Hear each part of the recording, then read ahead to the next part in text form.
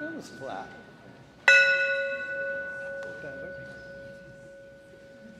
Good morning, everyone. Welcome to the First Unitarian Church of Providence, where we have gathered today to seek, to connect, and to serve. Welcome to Small Group Ministry Sunday. And today is a big Sunday. We have what I hope is a great service planned for you, followed by an even greater committee fair. Many of your hands busily at work making that whole production happen. All of First U's committees and groups will in some way be represented, so take a look around, see what we do, see what you can do to help what we do. Meander about, take your time. There's plenty of snacks, lots of reason to hang about. We're also welcoming two really fantastic friends of mine and opera singers. Jeanette Lalliere, whom you know from other visits here, returns to First U on a rare day off from New York City's St. Patrick's Cathedral. Jeanette is also the director of the UU Ministers Association. And with her is a very special guest, making something of a return to singing, at least here in the United States. Miss Monique McDonald is a Grammy-nominated, award-winning vocalist with international acclaim. We are in for a good service. Again, welcome here, welcome home. Enjoy.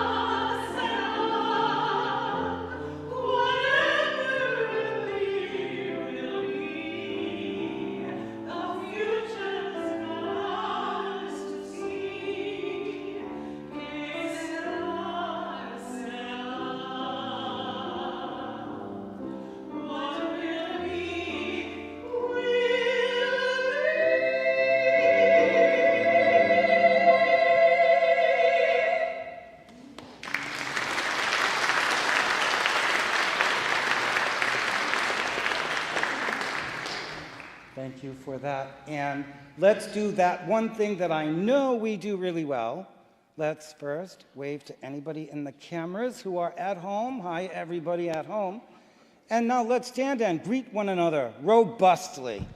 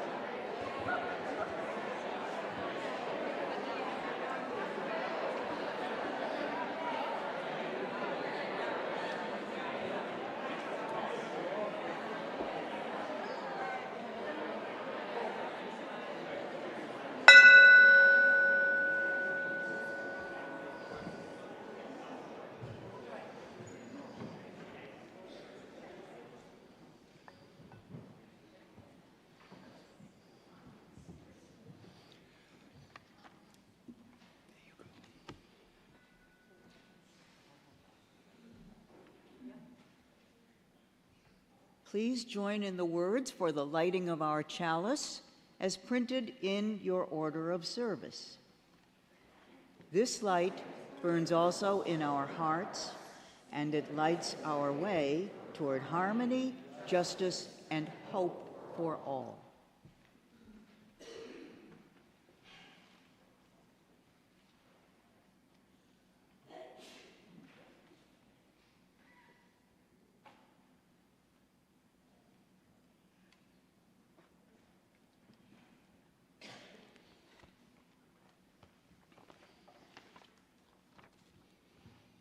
Today I am invoking the prominent and prolific preacher and theologian, the Reverend Dr. William Sloane Coughlin, who aptly sums things up for today and for these days and times in which we live with these words.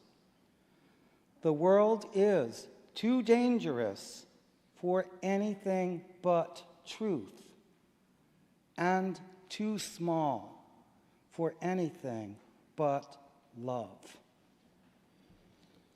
Friends, this is the day we have been given, and in it we would be one with truth and love. Amen. Please stand as you're willing and able and join me in singing hymn number 318, We Would Be One. 318.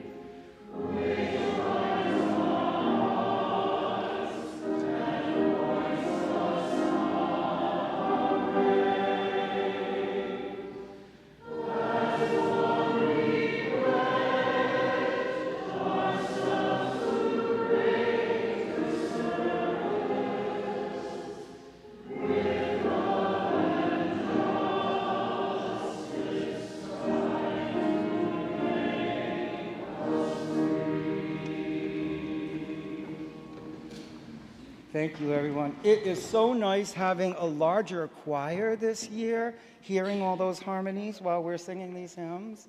Thank you all. Lovely. You don't have to be a member.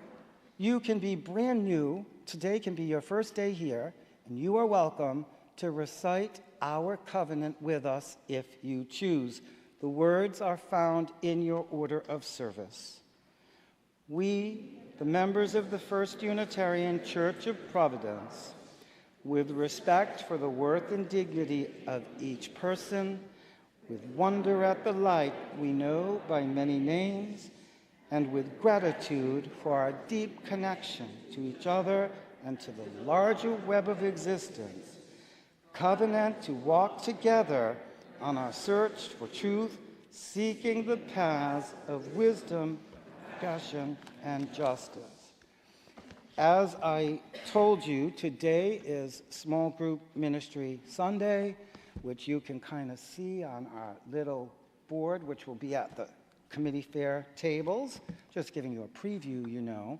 And some members of the planning team of the Small Group Ministry program are going to offer you some reflections.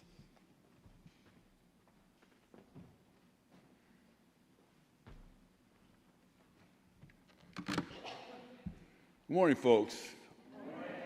I'm going to try this without my glasses. I may end up throwing it on in a second, but I just want to alert you to that fact. Now, I'm doing the seeking part of this small group ministry introduction. I'm hoping to maybe expand your knowledge or maybe even introduce you to what small group is. You might have heard it as chalice circles or soul circles, and it's something I believe you can't miss. So seeking. In true Unitarian fashion, we're not going to talk about how. No, we're not going to talk about what. We're talking about how. What, you guys figure out. How is what we do. Now, I'm going to expand it on three components of how. One of the components is time. We'll get to that. The other component is nurturing, or nurturance. And the third component I want to highlight on is community. Now, to illustrate this point, I'm going to ask you guys to put on your imagination caps and go with a little journey with me. So I want you to imagine we're in a warm spa on a cliff, looking out at the sunset. It's just the vapors, you're just relaxing. This is wonderful stuff. But again, as a Unitarian, you go, I really should share this. So sort of like auto-magically, you make the spa big enough for 8 to 10 people. And then, like bewitched, you twitch your nose and 10 people join you. So you're all there. You're just luxuriating. You're looking over sunset, no bugs allowed. This is wonderful. But you know what happens with group settings, don't you? You know, the little chatter starts to creep into the reverie. You know, Howie can't help talking about his new ride-on mower, and Gladys has yet to find the perfect free-range vegan pizza. So you think of something. I'm going to introduce the pool noodle rule. If you want to talk, you have to grab the pool noodle. If you have the pool noodle, no one else talks, people listen to you, you have the floor. The pool noodle rule. Howie goes, how about the importance corollary? Okay, Howie, let's do the importance corollary. And Gladys goes, how do we know what's important? And then the rest of the people chuckle and go, First Unitarian, that's the point. Well, we'll find out what is important. Then we are all sitting there. We use the pool noodle to talk. We talk about things that are important. Gladys is still ruminating on it. But Phyllis goes, I don't look chatter. I want us to have another corollary. We can't argue or debate. You can let things percolate. You can let things ruminate, but we can't argue with each other. We settle into this pool. This is phenomenal. This is something we want to do on a regular basis. So we all agree to meet twice a month, put an hour or two aside, and we do it. Well, guess what, folks? I just talked about small group ministry. This is what Chalice Circle and Soul Circle is. And let me illustrate that by those three ingredients I talked about. Time. The facet of time is so important. We don't have a lot of it. It goes away. By small group, we're formalizing a time for ourselves to ruminate. We're in that pool for an hour and a half, and we're luxuriating in the thought of what is important. So in your life, you're putting aside a time to think about things. We don't have that. This is a way of really doing that. The second thing that I talk about, nurturance. Just by default, by giving yourself that time, by thinking about things other than the day-to-day, other than, what do I have to do? Does the car need oil change? You're nurturing yourselves. And nurturance and community sort of go hand in hand. Being in the community helps you nurture. The community, the feedback, the fact that you are listened to, and even more important, and I find this in all groups, you are listening. You're learning to listen. And it's a minor detail, but twice a month for an hour and a half, you're doing something that nurtures you, that nurtures your community, that you deserve. So all I'm saying here in terms of seeking is that we have a way to seek. We have a how. And I don't want anybody to miss this. So if you're seeking some sort of time, some sort of nourishment, some sort of community, you owe yourself to look into this. Please visit the table.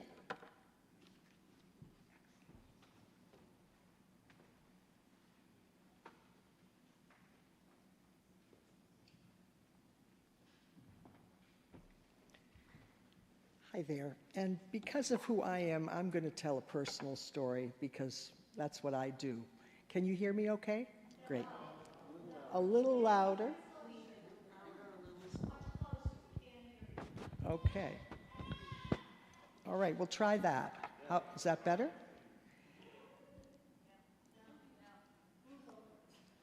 Okay, here we are. I began coming to First Unitarian Church in 2015 when my daughter Margaret, who was severely disabled by a stroke, began to attend. She came in a wheelchair with her caregiver, and I joined her. For some reason, she would burst into tears during the service, so I hurriedly took her out of the church. The second time this happened, the minister, James Ford, interrupted his sermon to say that all are welcome here at First U, and that my daughter was welcome to cry during the service. I was very grateful for his kind words to Margaret and I, and have remembered them as I welcome people to the church. All are welcome here.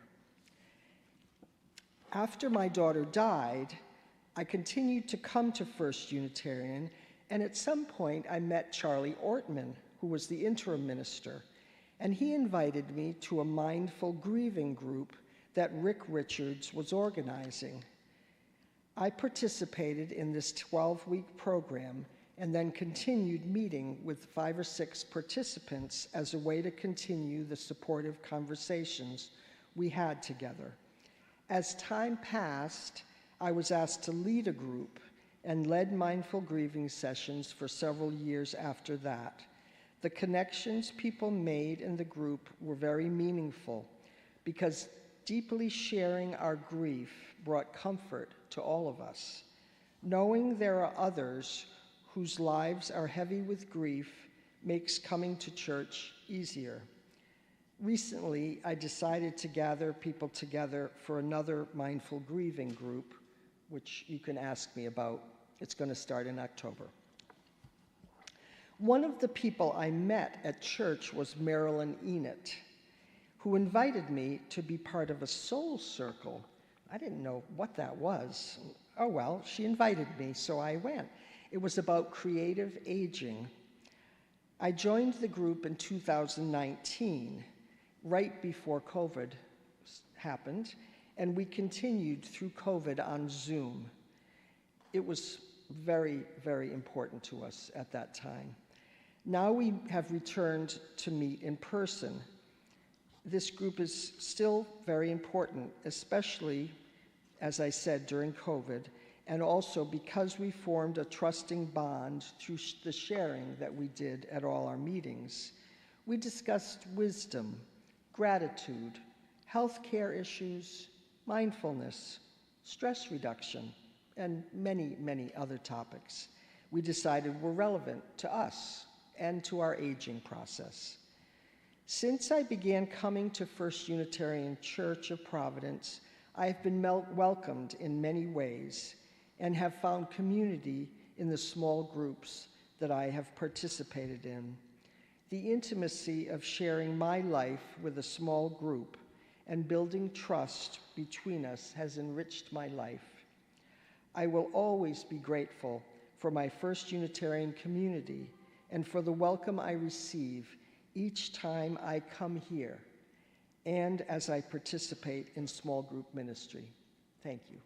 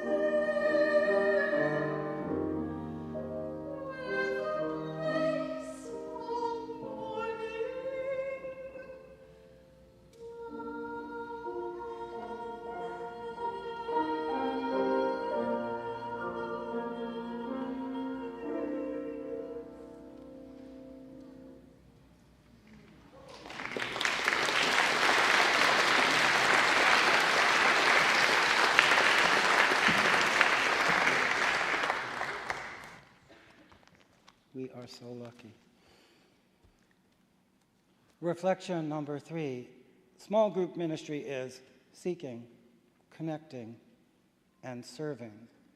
You've heard a little bit about seeking. You've heard a little bit about connecting. Perhaps the less spoken about part of it is serving. Small groups each perform a service project each year. Small groups, in addition to serving all of you in that wider way, also serve one another, sometimes in very intense and emotional and personal ways. The small group ministry program is, after all, an extension of the entire ministry of First Unitarian Church. And small groups, I want to make the distinction, are not just affinity groups or friendship groups. They are groups where deep spiritual companioning happens, which is how the ministry is extended.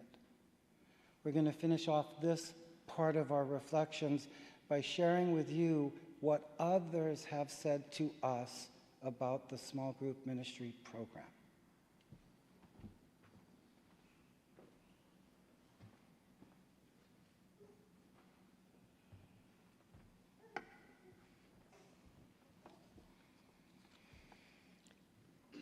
The Chalice Circle has allowed me to be part of a small community of people who, like me, are trying to live their lives in a spiritually meaningful way and seeking growth and enlightenment.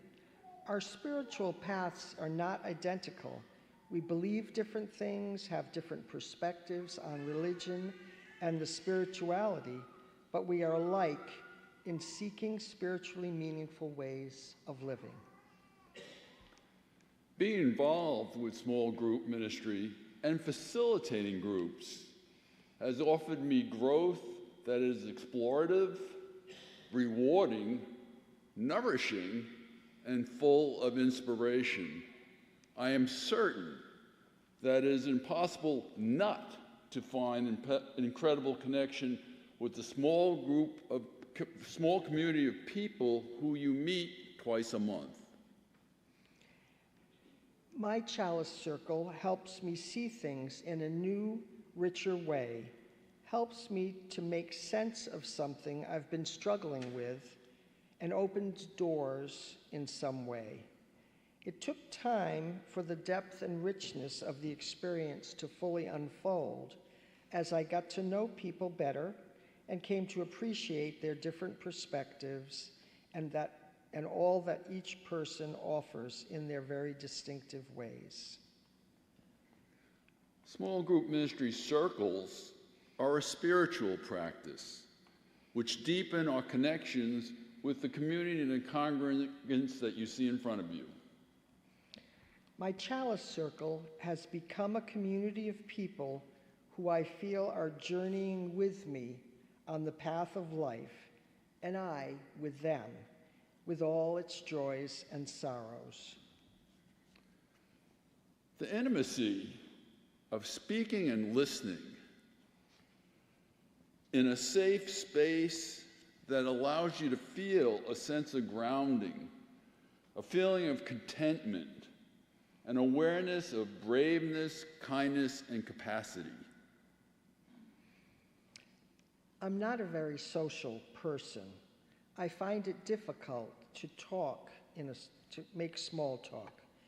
Being a part of a Chalice Circle is very important to me. It refreshes and revitalizes the spiritual side of my life and brings me close to a group of interesting people with a wide range of differing life experiences who I would probably never have had the opportunity to meet, let alone get to know in my daily life. I'm very grateful for that. Participating in small group ministry practice has helped me widen my perspective. I receive humility, honesty, support, and humor.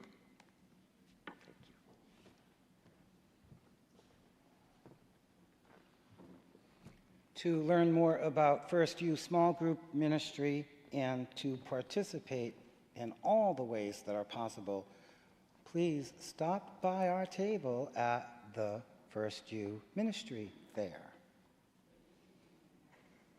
Now we're going to share the joys and sorrows that bind us together in beloved community. Happy birthday to First U Providence Ambassador to Pennsylvania, Diane Mailou, who is finding opportunities for good works where she now lives. Thank you, Diane, for all you have done for us. From Amy Grant, a candle of gratitude for volunteers at the food share this past week. We served 144 households. Also from Amy Grant, a candle of sadness for the 10 families who arrived at the food share after we ran out of food. From Dr. Steve McCloy, healing thoughts for choir member Mel Shelley, you all know Mel, who is facing a fearful, dreadful illness. From Janet Braylove, prayers, supplications, and everything we can muster for Jonathan, who began experimental procedures for non-Hodgkin's lymphoma yesterday. From Dwight Ernest, a candle of celebration for my partner Leslie Kilford, who has learned her cancer is not as bad as we had feared.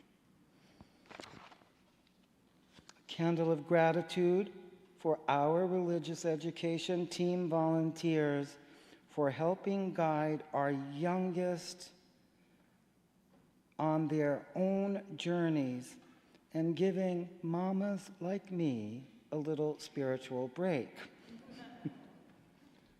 From Tom Getz, a candle of recovery for Dick Paul, a former member who is recovering from throat cancer.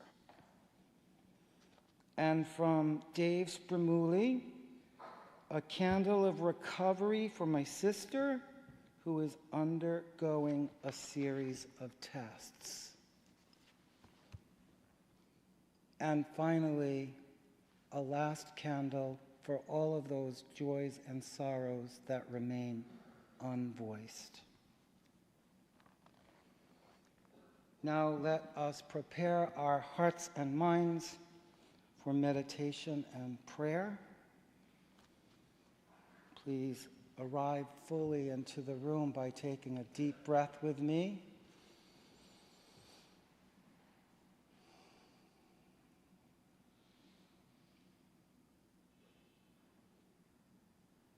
Let yourselves relax and feel your bodies where they are. Take another breath.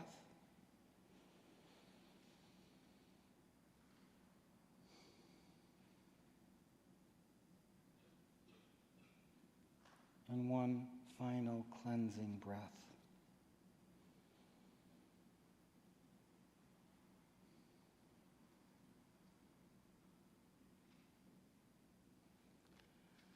A reminder that after our prayer and reflection, there will be some silent reflection time.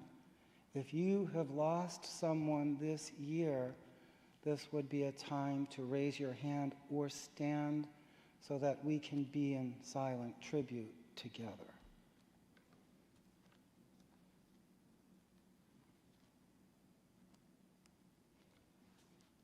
An original prayer. Spirit of life, help us to let love lead, to nurture us and change us for good. Help us to imagine and to foster circles of companions with whom we listen more than we talk, where our priority is to learn as much as to teach. Circles of friends with whom we find ways to connect across the chasms of difference, making space for holy revelation to emerge. Spirit of love, help us turn toward love ourselves as with each other, alone and in groups, to let connection be at our core. Let us extend more grace with one another within our spheres of influence, our inner circles and our outer circles. Help us to be less sure, more curious, wondering together what is possible. Spirit of connection, guide us in opening ourselves to deeper friendships and truer companionship. Lead us away from the false separation that the only truth is ours, that the only love is ours, that anything else is incomplete. Let us instead lean into the discomfort of learning from youth, from adults, from elders, from those different from us, from those we will one day learn to cherish. That love holds us all and is with us all, always. That love will lead us through the messy and necessary life-altering work of building relationships across beliefs, across difference, for enduring companionship. Amen.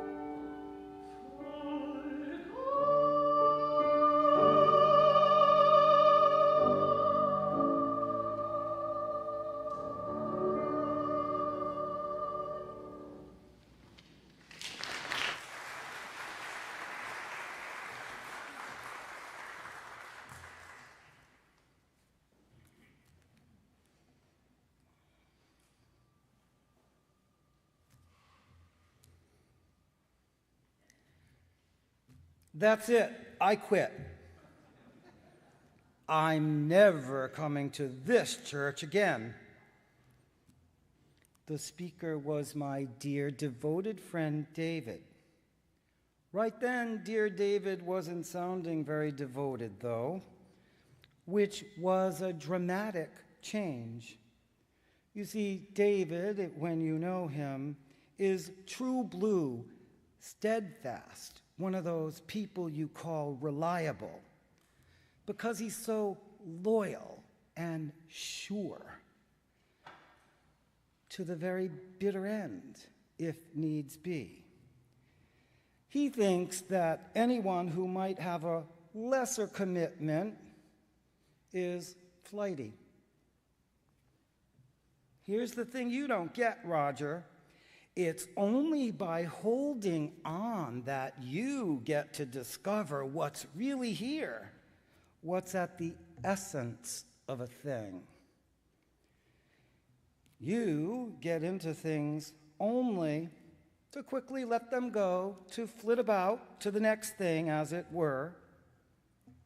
The whole drama of this conversation was about, of all things, going to church, a place dear David wouldn't have been caught dead in. I remember the first day I brought David to Arlington Street Church. It was Boston's Gay Pride Saturday, only that year the parade had been rained out. When the officials called it a wash, we were all left wondering what to do. I know, I said excitedly, let's go to church. Church? Dear David scoffed. We'll catch on fire. I would have thought that too, having suffered the same indignities most gay men and women bear. Only this church was different, truly. Dear David, I said, this church is really different, I promise. Only so they can guilt you and make you different or do some kind of conversion. Welcome to our holy church. Yeah, right. Not true. Not here, David. No, you've got it all wrong. Just think of it as a gay bar with a choir.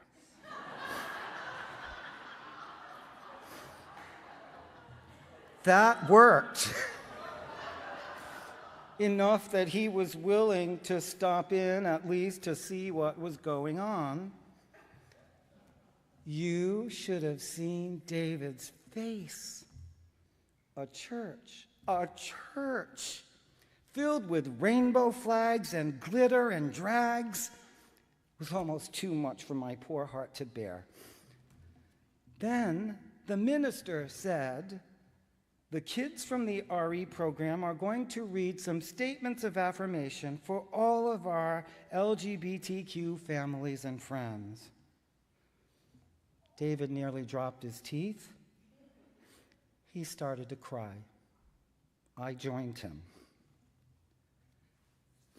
Some 200 years ago, English poet William Blake wrote, "We are put on earth that we may learn to bear beams of love."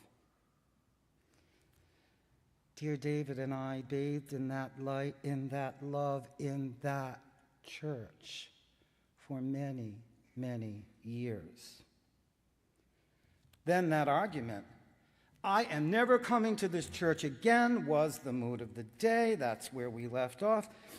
And David was kind of flipping the script on me, because normally he was right. It would be me that would be sort of moving on from the whole thing, maybe having had my fill. Only now I was in seminary, devoting my life to this whole church thing. And dear David was the one wanting to do the leaving and flitting about. In the wise words of my 2-year-old godson, Anders, oh no, oh no, oh no, oh no. There you go. And you'd never believe why all of this was happening. Why? In all the years and in all of the sermons, hence, my great teacher and mentor and friend, the Reverend Kim Crawford Harvey, would always wind up her messages with the phrase, "My friends," and then on and on, or "dear friends," or sometimes "dear ones," the same way I was taught to do, the same way you've heard me do and still do. Only on this day, Kim said, "My dear spiritual companions." What? Not at all, dear David started screaming. I didn't come to this church to be somebody's spiritual companion. I came for friendship. I came for the community, not the companionship. I hate how it sounds, and I hate what it portends, distancing us by taking away the friend phrase. It's all fake anyway. Fake friendships, fake church. I came for community, not companionship. Wow. Shoot. Oi. How does a preacher begin to unpack a phrase like that? We all came here for reasons known only to us. Some came in pain or grief or struggle. Some came in some state of transition with an expectant sense of change. Something had happened or was happening or was about to happen. Some came trying to get lost, at least to themselves. Others came hoping to be found, maybe by this mysterious thing called God. Some came to stop drinking, stop stealing, stop hitting, stop hurting. Some came to start devoting, start serving, start healing, start helping. But didn't we all come to seek, to connect, and to serve, each in our own way? Didn't everyone come here not to be alone? To find what's been missing, to not be isolated, to get and to give again and again in life's great circle. Every one of us came for community, free to all takers. And every one of us can be blessed by companionship, free to all takers, willing to put in the effort. That was the distinction Reverend Kim was making with her change in the language in her sermons. She wasn't suggesting that we couldn't be friends. She wasn't trying in some way to distance herself from the rest of the herd. She was trying to deepen our connections. She was offering an invitation, one that I am offering today. She was breaking us out of our sense of lull and complacency and passivity, the kind her words often evoked, so that we might wake up to the efforts needed for any sustained relationship with Spirit or each other. Because no relationship can exist if it is one-sided. And that invitation for us then as for us now is not only to bear the beams of love, but to bask in them.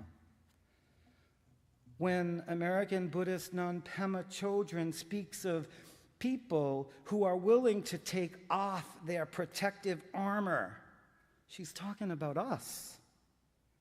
About people who learn and know about cultivating friendship with the courage of an undefended heart, friendship that is wholehearted. Which is what we get, by the way, from small groups ministry, from our chalice circles, and from our soul circles.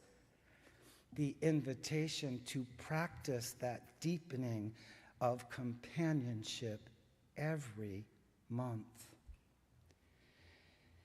It's been said that the Buddha and his most devoted disciple Ananda were sitting on a sublime hillside, taking it all in, kind of like the spa Peter was talking about, when Ananda said, "It seems to me that half of the spiritual life is good friendship, good companionship." And the Buddha responded, "Don't say that, Ananda. Don't say that.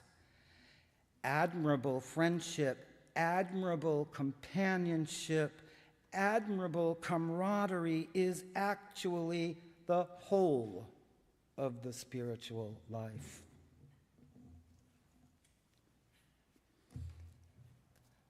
And with this short reflection and the invitation issued, my friends, my dear spiritual companions, this is why we come to church, to this church. Each to live a spiritually fulfilled life. Lives where we seek for truth, justice, and beauty. Lives where we connect with one another with every simple act of mercy, compassion, and love. Lives where we serve ourselves and others, that we will all share in abundance and know deep gratitude. Ours is a church of fulfilled companionships over fake friendships. Ours is a church where our children's affirmations help us grow into the people they think we are over all hollow phrases, promises, and prophecies. Ours is a church where we foster circles of compassion with companions with whom we listen more than we talk, where our priority is to learn as much as to teach, circles of friends with whom we find ways to connect across chasms of difference, making space for holy revelation to emerge. Ours is a church where the Spirit of love leads us through the messy and necessary, life-altering work of building those sometimes difficult relationships across beliefs, across difference, for enduring companionship. And ours is a church where we willingly and eagerly participate in small group ministry circles and other programs like these that turn our friendships, our acquaintances into deep companionship, by and with whom we are never alone as we bask together in the beams of love. Welcome to our holy church. Hold on to it. Hold on.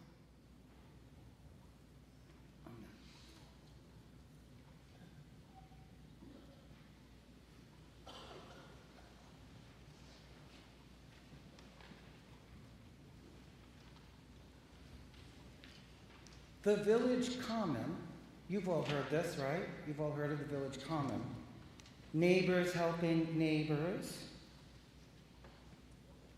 Today, our community collection will go to the village common, which is a volunteer organization of people supporting older adults remaining in their homes. Your support enables help with meals, prescriptions, errands, and a host of elder care opportunities. You can join First You friends and volunteers with the common by helping out there, and you can be very, very, very generous today. I'm told actually that the village common started in this very church when someone needed something, and James Ford said, yeah, we should make that happen. Is that about right? And so they did, and look at them today. Your generosity is greatly appreciated for all you give, for all that you do, and for all you are. I thank you.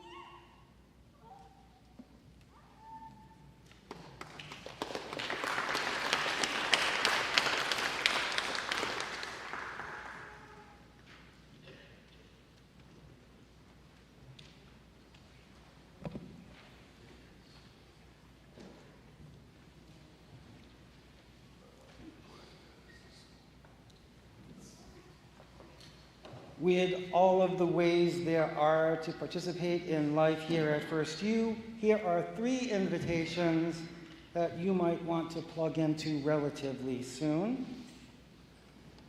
Are you concerned about democracy, voting rights, and the upcoming election? There are 2 opportunities available for you to be involved. You can write postcards to send to vulnerable voting states, sponsored by UU The Vote and the Legislative Ministries.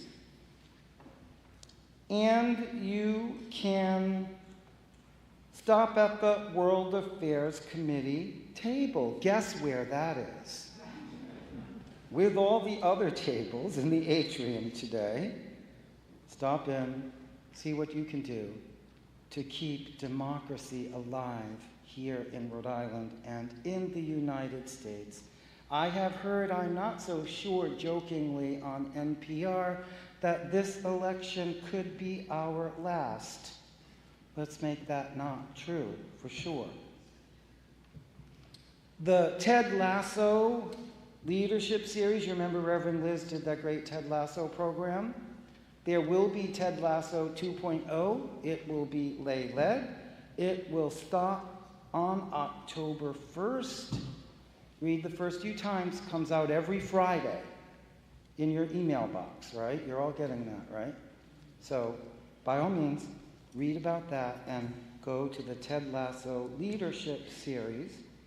And more immediately, this week is the Loaves and Fishes Sandwich Ministry. That means on Tuesday morning at 9 o'clock. Joe, is it 9 o'clock?